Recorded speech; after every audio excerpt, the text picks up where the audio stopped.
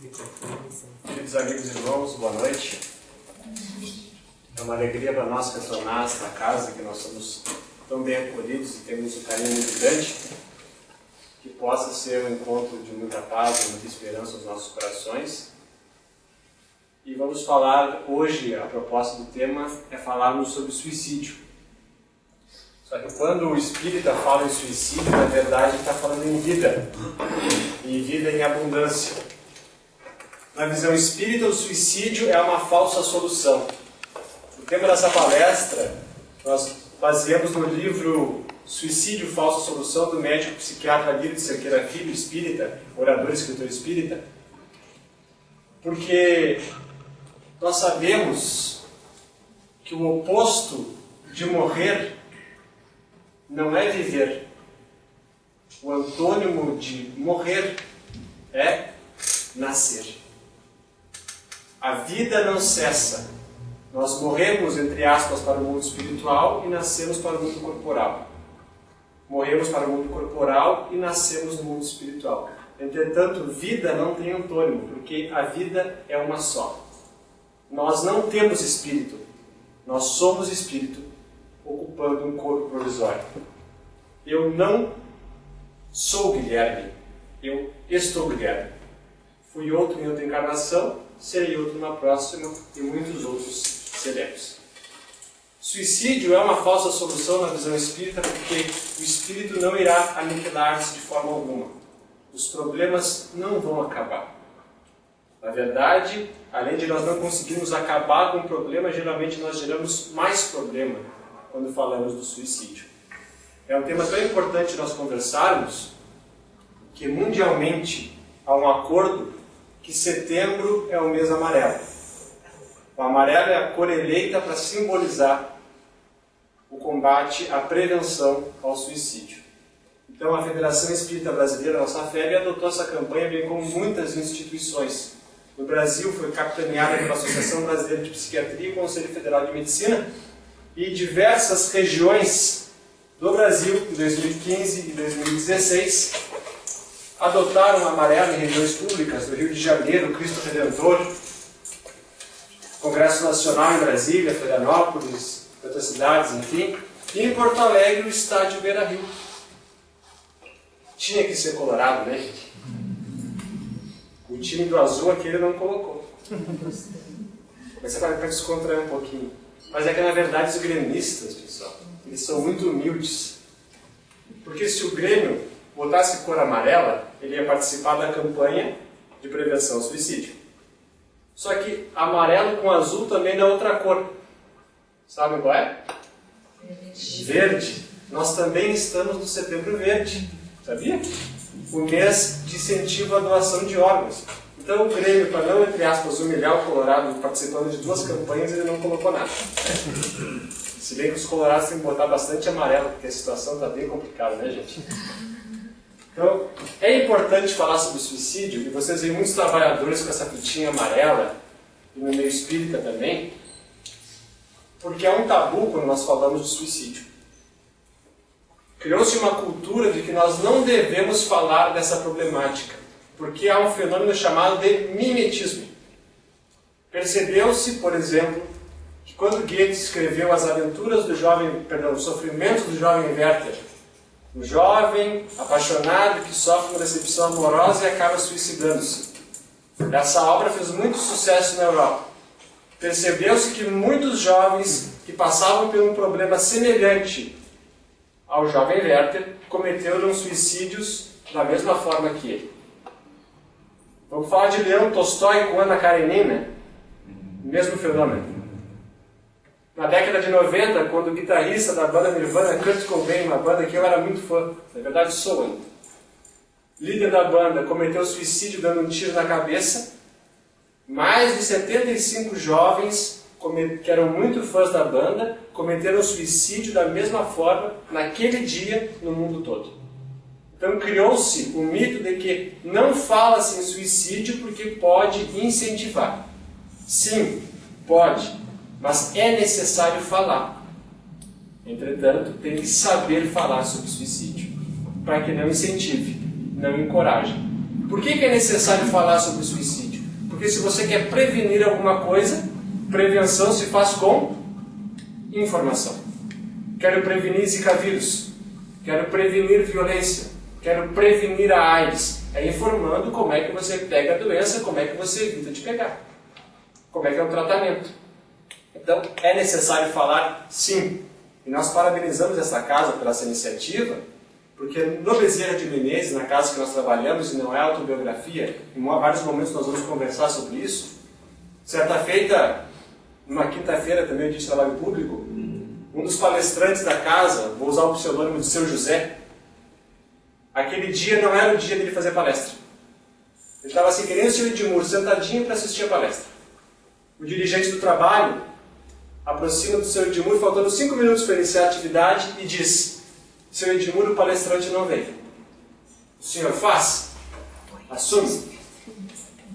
O Sr. Edmur ficou meio nervoso, eu não preparei nada para conversar com os irmãos. Mas diz: qual o tema? O tema que o senhor escolher, à vontade, porque é um improviso. O Sr. Edmur se concentra, faz uma prece. Qual o assunto que ele escolhe? Suicídio. Tema difícil de falar em improviso, mas ele inspirou-se e falou. Foi a melhor palestra que eu assisti do Sr. José. Eu estava no público, acredito. Ele falou, a gente percebeu que estava bem inspirado, porque a espiritualidade vem nessas horas, porque não é negligência dele, né? Não foi falta de responsabilidade, mas é o momento que era necessário. Ao final da palestra, aproxima-se um jovem, num estado que nos transmitia muita compaixão dele. Magro, tu vi que estava num sofrimento profundo, com cabelo bagunçado, mal cheiroso, um capote preto, um aspecto muito delicado. Ele aproximou-se do Sr. José e disse: eu estava indo me matar, atrás da casa espírita, em uma região arbórea, estava indo ali dar um tiro na minha cabeça. Entretanto, eu passei na frente desse centro espírita e vi Sociedade Espírita Bezerra de Menezes. E pensei, o que esses espíritas falam, hein? E resolvi entrar na casa. E o senhor me fez essa palestra. Eu acho que eu mudei de ideia. Ele abriu o capote, tirou o revólver 38 e entregou na mão do palestrante.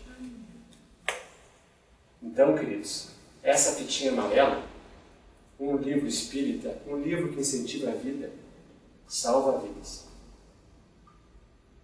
Então, parabéns à instituição por estar fazendo esse trabalho. Nosso estudo é baseado na obra da Dona Ivone do Amaral Pereira, essa senhora, médium espírita brasileira, desencarnou na década de 80, uma das maiores médiums que nós tivemos conhecimento no Brasil, que psicografou o livro Memórias de um Suicida. Ela disse que foi suicida em outras encarnações e a missão dela nessa vida foi psicografar essa obra, qual foi editada, vamos dizer assim, pelo espírito que é patrono nessa casa, que é Leon Denis. Ela, muito ligada a Bezerra de Menezes, foi muito amiga de Chico Xavier, trabalharam junto em algumas reuniões mediúnicas em Minas Gerais, apesar dela ser natural do Rio de Janeiro, e psicografou muitos livros muito antes do Chico ficar famoso pela psicografia. Era uma heroína anônima no nosso movimento espírita. Poucas pessoas comentam sobre ela. O livro Memórias de um Suicida ficou 30 anos na gaveta. Na época não era um pendrive, não um CD. Eram 800 páginas escritas à mão, psicografadas. Ficaram na gaveta até a Federação Espírita Brasileira ter maturidade nas suas obras para que esse livro fosse lançado, que foi editado por Camilo Castelo Branco, um dos maiores homens da língua portuguesa. Quando ele encarnado, fez muito sucesso em Portugal, no Brasil e em outros países. E quando ele fica idoso, quer dizer, mais maduro, um homem materialista, boêmio, fica cego, acredita que não há mais razão para viver e dá um tiro na cabeça. Só que ele acorda no outro lado e percebeu que a vida não terminou. Ele que queria fugir dos problemas havia adquirido mais problemas. E ele conta a história através dessa obra, Memórias de um Suicida. Podem perceber que ele assina com o pseudônimo de Camilo Cândido Botelho.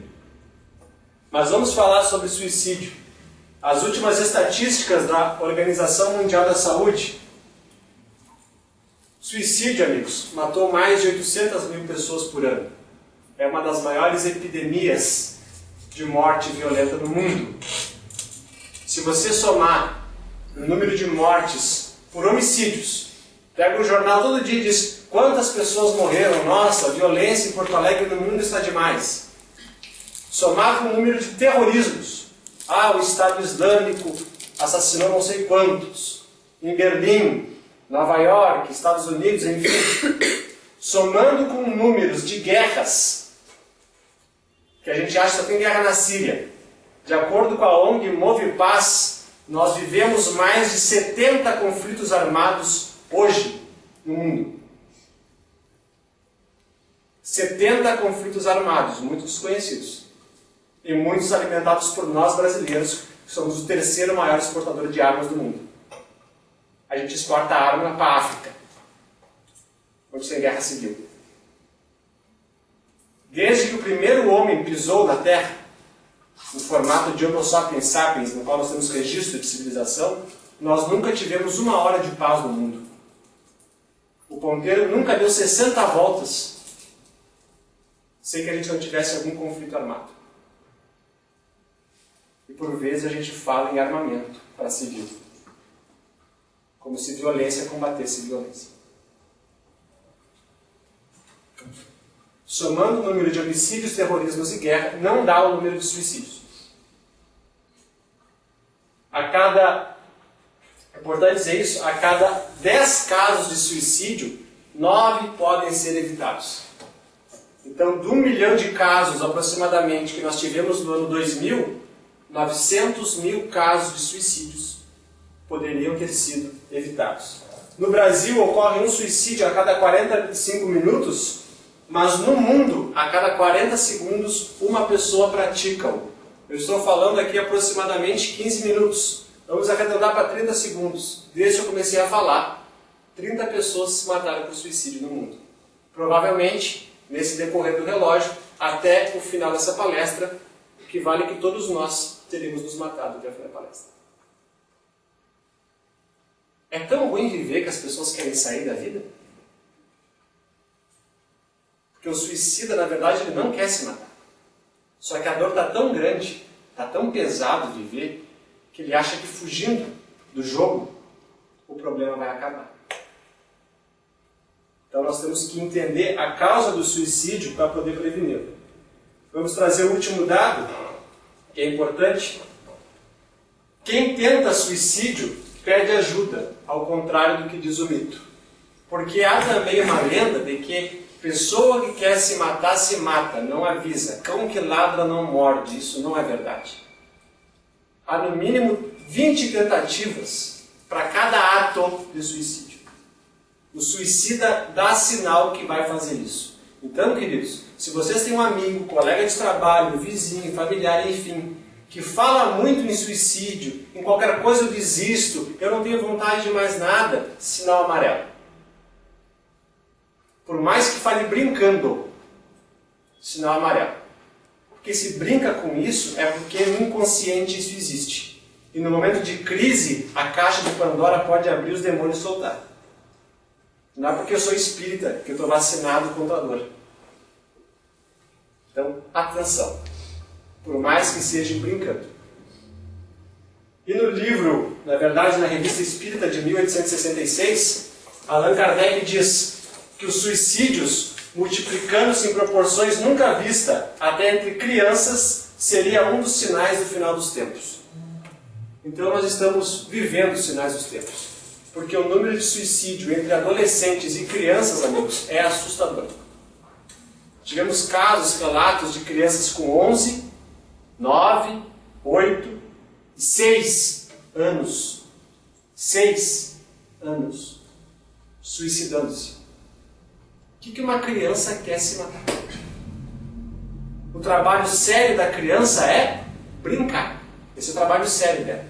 Está tão ruim brincar hoje em dia? Kardec já previa. Desde 2013, o número de suicídio entre jovens nesta capital aumentou 51%. O que está faltando para os nossos jovens para que a vida se estabeleça? Às vezes está dentro da nossa casa. Foi também importante falar isso. Por que o suicídio ele é possível de prevenir? Porque numa pesquisa foi feita estudando mais de 15 mil casos que foram atestados como suicídio, que 90% deles está associado a algum transtorno mental. Como assim? A pessoa que suicidou-se ou tinha depressão, ou esquizofrenia, transtorno bipolar, síndrome psicótica, dependência química, esse ácido corrosivo de famílias que nós consumimos nas nossas festas familiares ou sociais. Não há nível seguro para o consumo do álcool, gente. A psiquiatria já fala disso. Não há. Às vezes até a cultura, né, sabendo da reencarnação, né, amigos? A gente pode ter na nossa família uma pessoa que foi dependente em outra vida. A gente molha a chupetinha dos filhos, às vezes, na espuma da cerveja, no vinho. E se aquela criança traz nos seus arquivos a impressão de um vício passado, que nós chamamos na biologia, na medicina, de predisposição. Festa de 1 ano de crianças é regada a cerveja. Tem que alertar isso. Não há níveis seguros. O Espiritismo, então, é contra. Jamais. O Espiritismo não proíbe nada, mas esclarece as consequências das ações. Então, para refletir sobre isso, né? E a doença, que é considerada a doença dos séculos, também pela Organização Mundial da Saúde, é a depressão. A depressão também tem índices assustadores. Então, se 90% dos casos está associado a algum transtorno mental, nós podemos dizer que o suicídio é possível de prevenir, porque doença mental nós tratamos. E temos 3 formas praticamente de tratamento que devem andar juntas, que é o médico, o psiquiatra, o psicoterapeuta e o auxílio espiritual. Na verdade, há alguns cientistas que falam, né? Medicina, psicólogo, atendimento social e o espiritual. Depressão, vamos falar um pouquinho dela, é diferente de estado depressivo. Provavelmente a primeira encarnação que nós temos, em que nós reencarnamos na Terra, onde haja antidepressivo. Antigamente na Grécia as pessoas morriam de melancolia. O que é essa melancolia? Depressão. Baixa qualidade de vida, a pessoa acaba desencarnando mais cedo. E hoje nós temos esse recurso. Depressão é diferente de estado depressivo. Eu vi ontem o jogo do Inter e do Santos e eu fiquei em estado depressivo. Quando o Inter perdeu de 5-1 num desses grenais, eu fiquei em estado muito depressivo. Isso é uma tristeza. A perda, entre aspas, de um ente querido é um estado de tristeza, é um estado depressivo. Mas a depressão é algo instalado. É algo que afeta o humor. Na verdade, é uma interferência da bioquímica do cérebro. Vamos trazer assim, porque eu não sou da área da saúde, mas é um conceito geral. Quando você faz o tratamento com antidepressivo ou com medicação psicotrópica, ele vai ajudar a bioquímica do nosso cérebro. Ele é necessário, mas ele vai atacar o efeito. Ele vai ajudar a pessoa a se manter. É como um dependente químico que vai fazer tratamento. Ele vai para a clínica de reabilitação, é diagnosticado como um transtorno, tem transtorno bipolar, a pessoa dá a medicação para ele, o médico, ele se estabiliza, porque está faltando recurso no seu corpo físico, é bioquímico, e aquela ansiedade, a necessidade do álcool parece que diminui. Daí ele acha que está curado. Entretanto, medicações psicotrópicas para tratamentos mentais não é como um antibiótico, que você toma por 7 dias e para. Não é um analgésico que faz o tratamento e para. Provavelmente seja por resto da vida. Com olhar, com cuidado. Daí a pessoa faz os 9 meses de tratamento para dependência química, sai da clínica de reabilitação achando que está curado, para de tomar o remédio por conta, mas é o remédio que está mantendo ele naquele controle e cai. E daí o tombo é muito maior do que o início. Então, se o médico receita, queridos, sigam a prescrição médica. Se está achando que está muito forte, conversa com o médico para reduzir a dose, trocar a medicação, ouvir uma segunda opinião. Mas não para de tomar remédio por conta. O efeito dele é mais danoso. E o auxílio, que também deve andar junto, é a psicoterapia. E esse eu digo que é um dos mais legais. Psicólogo é bom demais de ser um psicólogo. É muito bom. Antigamente falava que psicólogo era para louco. Não, não é. Até se você não tiver problema, é bom no psicólogo conversar. Porque enquanto a medicação psicotrópica vai atacar o efeito, vai ajudar a regular o carro, com o psicoterapeuta ele vai atacar a causa. O psicólogo não vai te dar uma receita de como você tem que agir. Ele te traz instrumentos para que você se conheça. Você entenda como você funciona. Vou trazer um exemplo para ser mais claro. Eu gosto muito de pastel de queijo. Sabe aquele pastel de queijo de rodoviária? Gosto muito. Eu trabalhava domingo numa farmácia, já tinha tomado um lanche, cheguei em casa 10 horas já jantava. Bem popular, né? Quando eu chego em casa, minha namorada tinha feito pastéis de queijo. Dourados, lindos, maravilhosos. O Guilherme, o estômago já estava dizendo, você já está satisfeito. Mas disse, vou comer só um. Vai, tu come um. Vou comer mais outro. No fim da noite eu tinha comido 8. E para brindar, tomo uma xícara de café preto.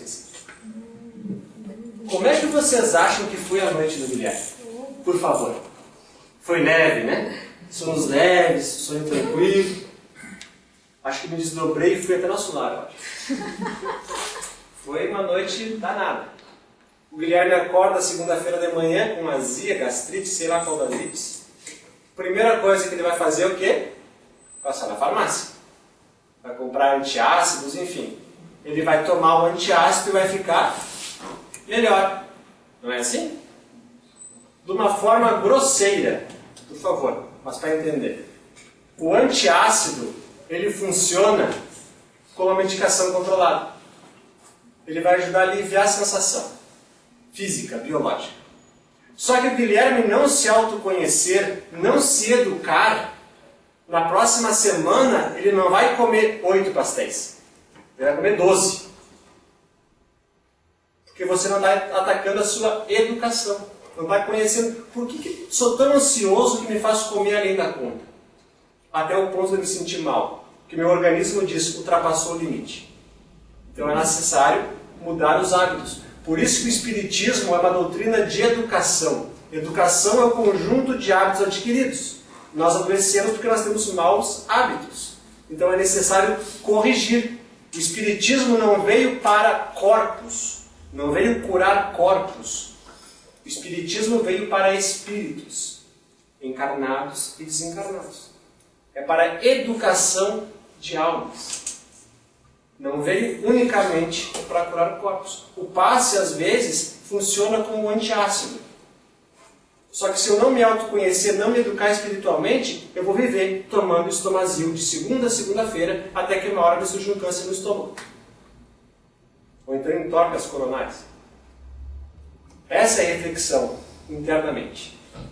Para daí chegar ao auxílio espiritual, atendimento espiritual, vigilância e oração. Muitos momentos nós estamos fragilizados, cansados, estressados, e o passe, o acolhimento fraterno, as irradiações, o evangelho no lar, nos trazem recursos para o nosso equilíbrio, a nossa parte espiritual.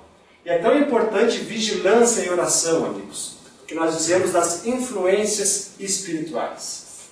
Vigia para ver onde é que é a fraqueza e tentação tentando te agredir. Se vier a tentação, ora, para que não caias em tentação. Vou trazer mais um contexto. Quando eu tinha 17 anos, eu me formei no Colégio Marista de Viamão. Fui pegar meu boletim, um dia de sol lindo, maravilhoso, 9 de manhã. Feliz, né? Uma etapa cumprida, começar a nova etapa, aquela coisa de jovem sonhador, vamos conquistar o mundo, aquela energia, uau. Tem que canalizar essa energia, o jovem tem que canalizar essa energia. Quando eu estava atravessando a RS 040 em Viamão, que tem um alto fluxo de carro nos dois sentidos, estava no canteiro do meio, feliz, né, naquele momento. indo atravessar a rua, no canteiro, de repente vem aquele pensamento, parece que um pensamento veio sobre o meu, e diz, por que tu não pula? Pula, cara. Tu não vai sentir nada, vai ser bem rápido. A vida vai ser dura, vai ser sofrida. Pula. Na hora, opa, alguma coisa não está legal. Como a minha mãe me levou na evangelização desde pequeno, eu dei um passo para trás. Ali mesmo, nós fizemos uma prece. Meu Pai me dá forças e me ajuda. Que se for algum irmão que eu tenha feito alguma coisa para ele no passado e ele está querendo ajuste de contas, o que muitos chamam de obsessores, eu peço perdão. Eu não tinha o conhecimento que eu tenho hoje. Que a gente possa recomeçar daqui agora, que ele possa ser encaminhado pelo centro espírita. Por favor, meu mentor, me dá força para suportar isso. Não cair nesse convite. Nós estamos nos amenizando, nos controlando e chegamos com tranquilidade em casa. Quantas pessoas, quem sabe, que não tinham esse conhecimento espiritual, não teriam pulado? Quantas traições conjugais existem por influência espiritual? Quantos assassinatos? Quantas vezes tu ergue um copo de bebida alcoólica e o espírito está segurando junto contigo? Não podemos responsabilizar somente ele. Ele é corresponsável. Se você dá um tiro em alguém, ele pode convidar você a dar o tiro. Mas quem aperta é você. O Guilherme poderia ter pulado. O espírito é corresponsável? É. Mas quem escolhe fazer ou não, sou eu. Mesma coisa ao contrário. A pessoa que quer muito parar de fumar, pede aos mentores, por favor, me dá força para parar de fumar. Os espíritos vêm em nosso auxílio, como Sirineu ajudando Jesus a segurar a cruz. Ele vai te ajudar, mas ele não pode segurar a cruz por você. O espírito vem te dar força, te dar boas energias, boas vibrações, sustentar a tua coragem, mas quem tem que largar o cigarro é você. O espírito não vai tirar o cigarro da tua mão, mas ele está junto. Por isso que é importante nós cuidarmos das questões espirituais. Aqui embaixo está em relação ao que um jornalista da Zero Hora botou há pouco tempo, quando ele estava buscando depressão, estava na depressão, quase suicidou-se, alguns atendimentos espirituais que ele buscou. As consequências do suicídio, infelizmente, são muito dolorosas. No livro Memórias de um Suicida, traz o caso de Camilo Castelo Branco, logo após o suicídio, que ele sentia ainda as lesões do suicídio. São imagens, às vezes, que nos incomodam, são aflitivas, porque a gente pode ter algum parente que suicidou-se, como eu tenho na minha família alguns casos de suicídio e tentativas, mas é necessário falar sobre essas questões. Os espíritos dizem, no livro Memórias do Suicida, que não há palavras em nenhum idioma do mundo capaz de descrever a aflição do suicídio. Que será necessário desagregar-se dele as poderosas camadas de fluidos vitais que se adaptam à organização fisiopsicobiológica. O que ele quer dizer? Quando você reencarna, vamos supor que o Guilherme tenha que viver 80 anos da sua vida. Reencarna para viver 80 anos. E vai assumir um carro, um corpo físico. O corpo vem com combustível, energia vital, o fluido orgânico não é espírito, mas é energia que dá vida, animaliza a matéria, que às vezes o fascista transmite junto para você, a energia, a bioenergia, junto com as dos espíritos. Você vem com 80 anos para viver. Vem com combustível com 80 litros no tanque, para uma viagem de 80 anos. Chega na metade, com 40, eu resolvo abandonar o carro. Me suicido. Para onde vai toda essa energia que ajudava a movimentar o veículo? Vincula-se ao espírito. Vincula-se. A morte não é como um pássaro que escapa da gaiola. Ela é um desprendimento, por vezes, lento. Então, quando você lê Memórias de um Suicida ou outras obras espíritas e falam, o suicida está no vale dos suicidas porque ele está recebendo o castigo daquilo. Não. Ficar nessas regiões de purgatório, como diria Dante, é o início do tratamento. Ali está expurgando essas energias. É como dependente químico numa clínica de reabilitação, que ele está na fissura. Enquanto ele não fizer a desintoxicação dos 21 dias, tu pode falar em evangelho, em amor em família, qualquer coisa, ele não vai entender. É necessário aquele momento da abstinência. Então, para os espíritos, neste momento, é a desintoxicação.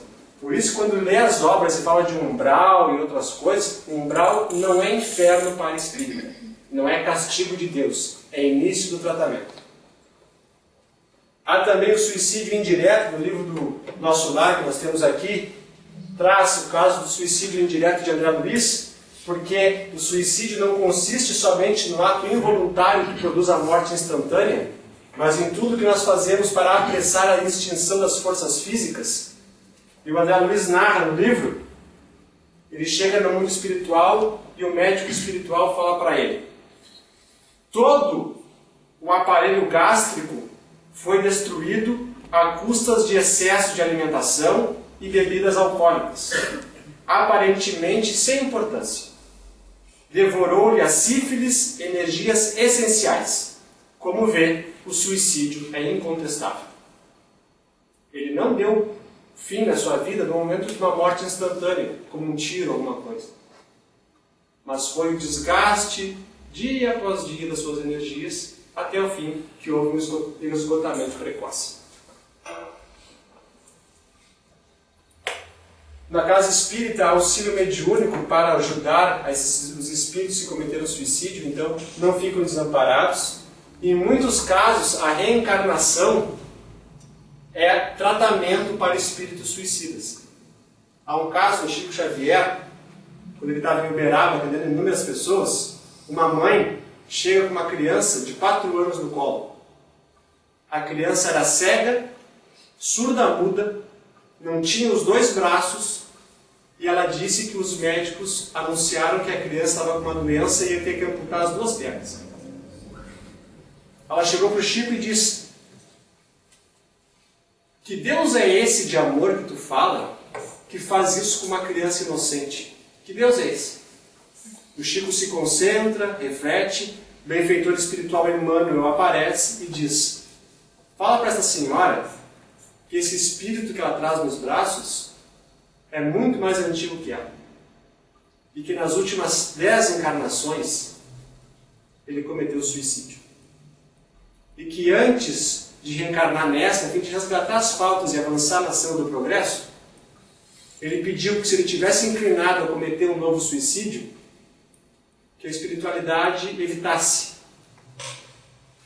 E o Emmanuel diz: ele apenas com 4 anos de idade, apesar de não conseguir se expressar pelos veículos de comunicação do corpo, está pensando que a primeira oportunidade que ele tiver, ele vai se atirar de um penhasco, ou na frente de um carro, ou num rio, para não suportar essa aprovação. Então, pelo amor que Deus tem por ele, vão ser amputadas as 2 pernas sim, para que ele não cometa um novo crime contra si mesmo. Estão entendendo? A reencarnação como terapêutica e como amor de Deus. Se nós não entendermos a reencarnação, Deus parece ser a criatura mais injusta do mundo. Deus seria masoquista. Com a reencarnação, tudo se desdobra. Tudo fica fácil e claro de entender. Para muitos espíritos, às vezes, a limitação física é terapêutica. Não estou dizendo que toda pessoa que tem limitação física é suicida, não é. Em muitos casos, espíritos nobres reencarnam com limitações físicas para provarem a sua fé. Mas em muitos casos também é tratamento espiritual.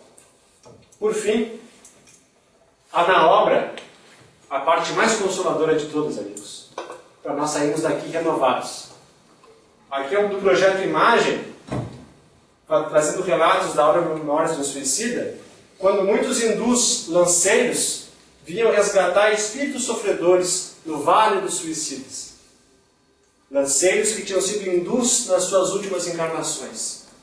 E eles traziam à frente dessa caravana de socorro uma flâmula, uma bandeira, um estandarte com a inscrição: a Legião dos Servos de Maria.